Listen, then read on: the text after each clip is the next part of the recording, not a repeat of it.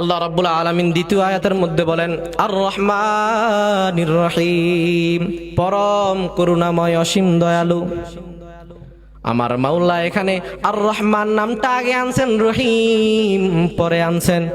ও ময়মনসিংহের মুসলমান, কেন আল্লাহ রাব্বুল আলামিন আর রহমান প্রথম আনলেন, দ্বিতীয়তে রহিম আনলেন? এই কথাটা বোঝার জন্য, এই তাফসীর বোঝার জন্য প্রথম আয়াত এবং তৃতীয় নম্বর আয়াতের তাফসীর বোঝা লাগবে। প্রথম আয়াতে আল্লাহ পাক বলেন রব্বিল আলামিন, সমস্ত জগতের মালিক আমি আল্লাহ। এরপরে আল্লাহ পাক বলেন রহমান, পরম করুণাময়।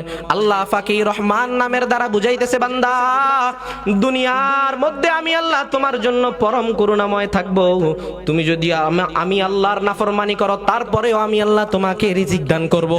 এরপরেও যদি তুমি আমি আল্লাহর নাফরমানি করতে থাকো, জীবনের শুরু থেকে নিয়ে শেষ পর্যন্ত, মরণ পর্যন্ত যদি তুমি আমি আল্লাহর নাফরমানি করো বান্দা, এরপরে আমি আল্লাহ তোমার সেই অক্সিজেন এবং রিজিক কখনো কমতি করব না।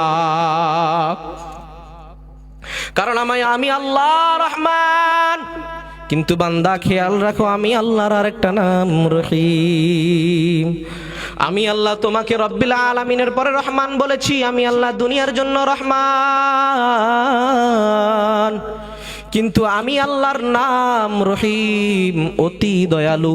এই নামটা আমি আল্লাহ দুনিয়ার জন্য দেই নাই, আমি আল্লাহ তোমাকে এই নামটা মালিক ইয়াউমিদ্দিন, শেষ বিচারের জন্য রেখেছি।